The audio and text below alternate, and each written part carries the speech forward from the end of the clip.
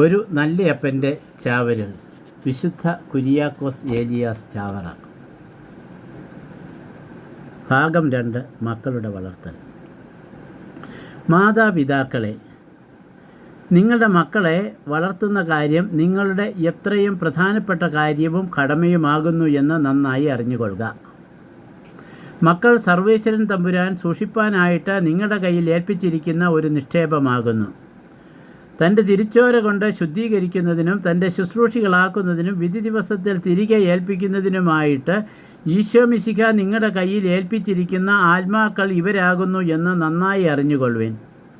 തങ്ങളുടെ കുറ്റം നിമിത്തം തങ്ങളുടെ മക്കളിൽ ഒന്ന് നരകത്തിൽ നശിച്ചു പോകുമെങ്കിൽ ഇത് കാരണവന്മാർ രക്ഷപ്പെടുന്നതിന് എത്രയോ തടസ്സമായിരിക്കുന്നു.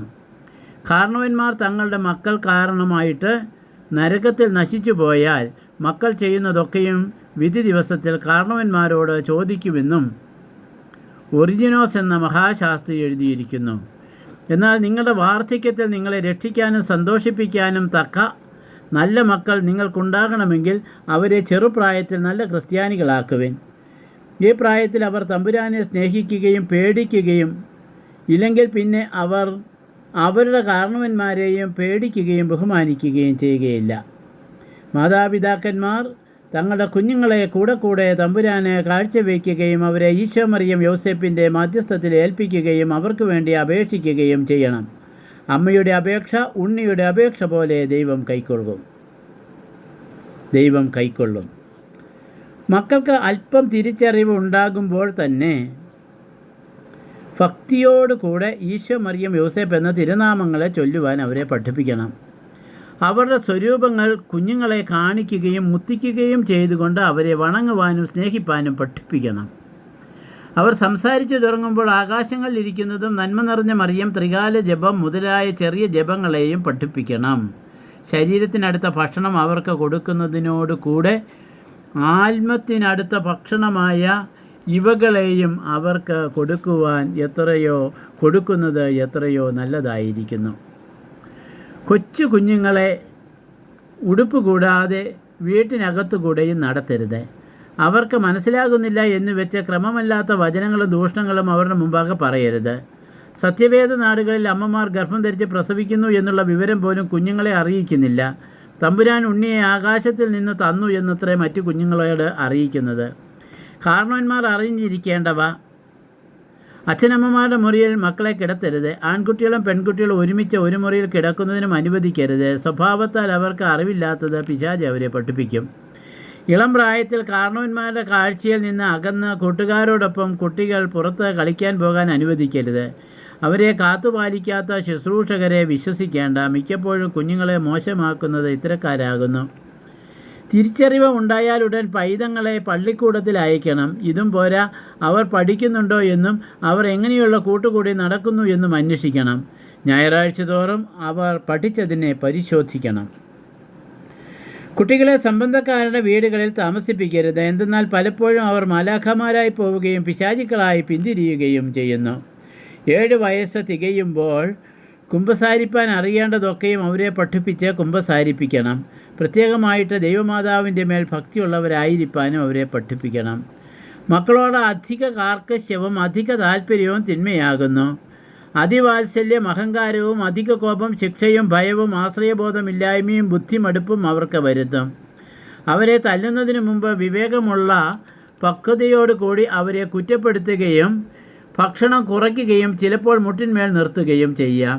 മക്കളെ കുറ്റപ്പെടുത്തുമ്പോൾ ദൂഷണങ്ങൾ പറയുകയും മറ്റും ചെയ്യുന്നത് അവരെ നന്നാക്കുകയല്ല, പിന്നെയോ പ്രായമാകുമ്പോൾ അവരും തങ്ങളുടെ മക്കളോട് ഇപ്രകാരം ചെയ്യാൻ പഠിപ്പിക്കുകയത്രേ. അമ്മ കാണിച്ചു കൊടുത്തുകൊണ്ട് അപ്പനെ ബഹുമാനിക്കാനും ആദരിക്കാനും പഠിപ്പിക്കണം. അപ്പനും അതിൻവണ്ണം തന്നെ അമ്മയെ ബഹുമാനിക്കാനും സ്നേഹിക്കാനും പഠിപ്പിക്കണം. കാരണവന്മാർ തമ്മിൽ ആദരവും സ്നേഹവും ബഹുമാനവും കാണിക്കയില്ല എങ്കിൽ മക്കളും അവരെ ബഹുമാനിക്കുകയില്ല. ചെറുപ്പത്തിൽ തന്നെ ലോക നടപ്പെന്ന് പറഞ്ഞുകൊണ്ട് നുണയും സൂത്രങ്ങളും തട്ടിപ്പും ചതിയും അവരെ അഭ്യസിപ്പിക്കേണ്ട. വല്ല തെറ്റും അവരിൽ കണ്ടാൽ ഉടനെ അവരെ കുറ്റപ്പെടുത്തുക, ശാസിക്കുക. സത്യത്തെയും നീതിയെയും സ്നേഹിക്കാൻ അവരെ പഠിപ്പിക്കുക. വൈകിട്ട് കുരിശുമണി അടിക്കുമ്പോൾ മക്കളെല്ലാവരും വീട്ടിലുണ്ടായിരിക്കാനും നമസ്കാരം കഴിഞ്ഞാലുടൻ അവർ സ്തുതി ചൊല്ലി അപ്പൻ്റെയും അമ്മയുടെയും കൈമുത്തുവാനും അവരെ ശീലിപ്പിക്കണം. 12 വയസ്സ് തികഞ്ഞാൽ ആ പ്രായം ഏറ്റവും സൂക്ഷിക്കേണ്ടതാകിയാൽ കുഞ്ഞുങ്ങളെ കാരണവന്മാർ മരണവാർഷികം, പെരുന്നാൾ, വിരുന്ന്, കല്യാണം മുതലായ ആഘോഷങ്ങൾക്ക് പുറമേ വിടാതെ അവരെ വീട്ടിൽ താമസിപ്പിച്ച് അവരുടെ പ്രായത്തിനൊത്ത തൊഴിലുകൾ അഭ്യസിപ്പിക്കണം. എന്നാൽ പെൺകുട്ടികളെ പെരുന്നാൾ ആഘോഷത്തിനും കൂട്ടുകൂടാനും മറ്റുമായി ചമയിക്കുന്നതും അയക്കുന്നതും നരകത്തിൽ നിന്ന് വന്ന ഒരു സൂത്രവും ചട്ടവുമാകുന്നു. ലോകബഹുമാനം, സമ്പത്ത്, തറവാട്ട് മഹിമ എന്നുള്ള കാരണത്താൽ പെൺമക്കളെ ചമയിച്ച് നടത്തുന്നതും തങ്ങളുടെ അന്തസ്സും പ്രാപ്തിയും കവിഞ്ഞുള്ള നിഗളത്തിനടുത്ത ഉടുപ്പും ആഭരണങ്ങളും വിടുവിച്ച് നടത്തുന്നതും എത്രയോ ആത്മാക്കളിൽ നരകത്തീ കത്തിക്കുന്നു. ഒരു പെൺകുട്ടിയുടെ ആഭരണം എത്രയും വലിയ അടക്കവും ഭക്തിയും മിണ്ടടക്കവും കണ്ണടക്കവുമാകുന്നു. മക്കളെ പ്രതി മാതാപിതാക്കൾ തമ്മിൽ ഉണ്ടാക്കുന്ന വഴക്ക് നിങ്ങളുടെ ഇടയിൽ ഉണ്ടാകരുത്. തങ്ങളുടെ മക്കളെ മറ്റൊരുത്തിന് അപമാനിച്ചു മറ്റു കുഞ്ഞുങ്ങൾ തല്ലി ഇങ്ങനെയുള്ളത് കാര്യമാക്കുന്ന കാരണവന്മാരും പൈതങ്ങൾ തന്നെ. മക്കൾക്ക് അന്തസ്സ് തിരഞ്ഞെടുക്കുന്ന പ്രായം വരുമ്പോൾ അവർക്ക് അതിൽ പൂർണ്ണ സ്വാതന്ത്ര്യം അനുവദിക്കണം. എന്തുകൊണ്ടെന്നാൽ അവരുടെ അന്തസ്സിനെ നിശ്ചയിക്കുന്നത് ദൈവത്തിൻ്റെയും അതിനെ തിരഞ്ഞെടുക്കുന്നത് അവരുടെയും കാര്യമാകുന്നു. ഇത് കാരണവന്മാർക്കുള്ളതല്ല. ഇത് നിമിത്തം എത്രയോ കാരണവന്മാരും മക്കളും ഈ നേരത്തെ നരകത്തിൽ കിടന്ന് നിലവിളിക്കുന്നു. ഇതിനാൽ ഈ കാര്യത്തിൽ ആൺകുട്ടിക്ക് 16 അല്ലെങ്കിൽ 18 പെൺകുട്ടിക്ക് 14 അല്ലെങ്കിൽ 16 വയസ്സ് കഴിഞ്ഞ് താമസിപ്പിക്കുകയും അരുത്. എന്നാൽ വിവാഹത്തിന് അവരുടെ സമ്മതം പ്രത്യേകമായിട്ട് അറിയിക്കണം. ബന്ധുക്കളുടെ സ്വത്തിനെയും ബഹുമാനത്തെയും കാൾ നല്ല മര്യാദയും ശീലങ്ങളും പരിഗണിക്കുക. അല്ലെങ്കിൽ പിന്നെ മക്കൾക്കും കാരണവന്മാർക്കും സന്തോഷത്തിന് പകരം അതിദുഃഖം സംഭവിക്കും. മക്കൾക്ക് പ്രായപൂർത്തിയും ബുദ്ധിയും പ്രാപ്തിയും ഉണ്ടായാലും അവരുടെ മുമ്പിൽ മതിപ്പും ബലക്ഷയവും കാണിക്കേണ്ട. പാടുള്ളിടത്തോളം വീട്ടധികാരം അവരെ ഏൽപ്പിക്കേണ്ട. സംഗതിയിൽ കാരണവന്മാർക്ക് എത്രയോ സങ്കടം വന്നു ഭവിക്കുന്നു. മാതാപിതാക്കൾ മരിക്കുന്നതിന് മുമ്പ് തന്നെ അവരെ വേറെ വീടുകളിലേക്ക് മാറ്റി താമസിപ്പിക്കുക. ബോധത്തിന് ബലക്ഷയം വരുന്നതിന് മുമ്പ് അവർക്ക് വസ്തുക്കൾ ഭാഗം ചെയ്തു കൊടുക്കുക. ഇതല്ലാഞ്ഞാൽ മരണത്തിന് ശേഷം അവർ തമ്മിലുണ്ടാകുന്ന വഴക്ക്, തർക്കം മുതലായ പാപങ്ങൾക്ക് മാതാപിതാക്കന്മാർ ഉത്തരവാദികളാകും. അവസാനമായി മക്കളെ, നിങ്ങളുടെ കാരണവന്മാരെ ബഹുമാനിക്കാനും അവരുടെ മനസ്സിനെ നൊമ്പരപ്പെടുത്താതിരിക്കാനും ദൈവപ്രമാണത്താൽ തന്നെ എത്രയോ കടപ്പെട്ടിരിക്കുന്നു. അതിനാൽ ദൈവപ്രമാണത്തിൽ 4-ാമത്തേത് ലംഘിക്കുന്നവർക്ക് പരലോകത്തിൽ തന്നെയല്ല ഈ ലോകത്തിൽ കൂടെയും ദൈവശാപം കൽപ്പിക്കപ്പെട്ടിരിക്കുന്നു എന്ന് നല്ലവണ്ണം ഓർത്തുകൊള്ളുവിൻ. ജപ്പാൻ എന്ന അക്രൈസ്തവ രാജ്യത്തിൽ ഒരു അമ്മയ്ക്ക് 3 മക്കളുണ്ടായിരുന്നു. ഇവർ വലിയ ദാരിദ്ര്യസ്ഥിതിയിൽ ഇരുന്നതിനാൽ തങ്ങളുടെ അമ്മയെ അർഹിക്കുന്ന രീതിയിൽ പരിരക്ഷിക്കുന്നതിന് യാതൊരു നിവൃത്തിയുമില്ലാത്തവരായിരുന്നു. എന്നാൽ ആ രാജ്യത്തിൽ കള്ളന്മാരെ തൂക്കിക്കൊല്ലണമെന്നും കള്ളന്മാരെ പിടിച്ചു കൊടുക്കുന്നവർക്ക് വലിയ പ്രതിഫലം കൊടുക്കണമെന്നും നിയമം വയ്ക്കപ്പെട്ടിട്ടുണ്ടായിരുന്നു.